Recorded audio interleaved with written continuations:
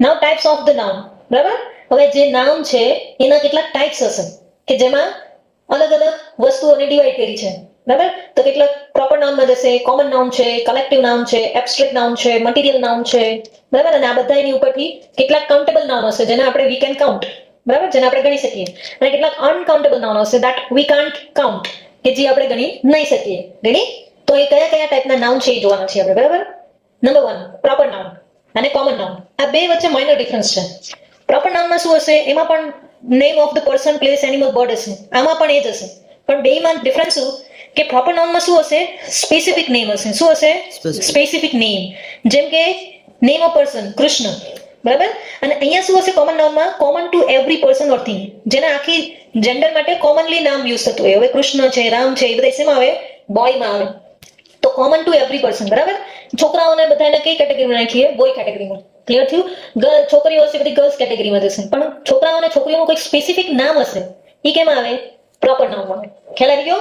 જો બોય કહીએ તો કોમન નાઉન, પણ બોયમાં કોઈ સ્પેસિફિક નામ આપ્યું કે ભાઈ કૃષ્ણ, તે કેમાં જાય? પ્રોપર નાઉનમાં. રેડી? હવે કોઈ પ્લેસ કીધી હોય તો કોમન નાઉન.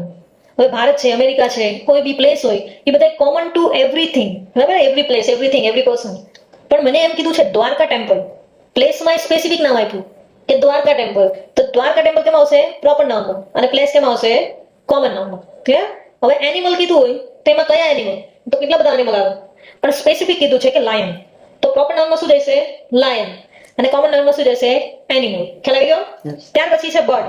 બર્ડ યાની કે પક્ષી. હવે તો કેટલા બધા પક્ષી હોય, પણ એમાં આપણને કયો જોઈએ છે? સ્પેરો, ચકલી જોઈએ છે, બરાબર. એટલે એ આપણને સ્પેસિફિક કીધું છે કે ભાઈ મને બર્ડમાંથી ચકલી જોઈએ છે, સ્પેરો જોઈએ છે. રેડી? પછી થિંગ્સ. થિંગ્સમાં મોબાઈલ, બરાબર. પણ મોબાઈલમાં મારે કયો મોબાઈલ જોઈએ છે? સેમસંગ. ક્લિયર થયું?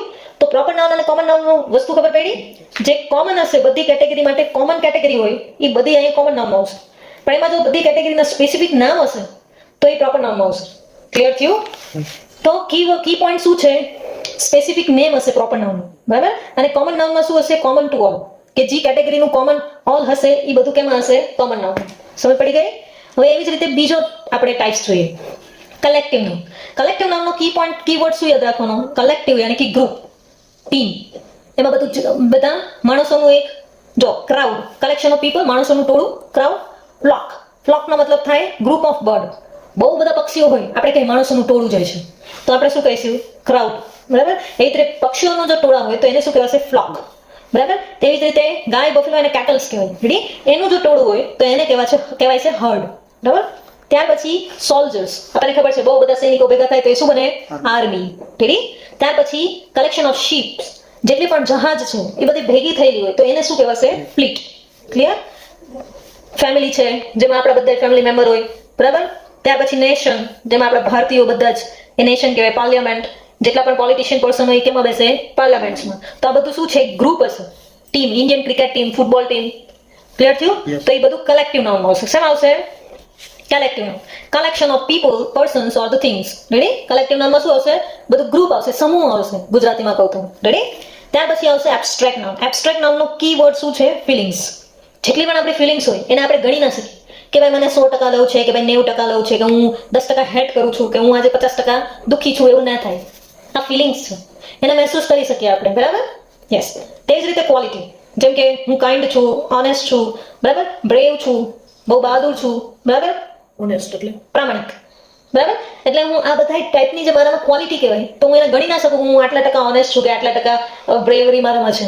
એ ફિલિંગ્સ હોય, એ એક જાતની ક્વોલિટી છે મારી અંદર, બરાબર. તો એ પણ વસ્તુ આપણે એબ્સ્ટ્રેક્ટ નાઉનમાં આવશે, બરાબર. અને એનું નામ છે એબ્સ્ટ્રેક્ટ નાઉન. ક્લિયર થયું?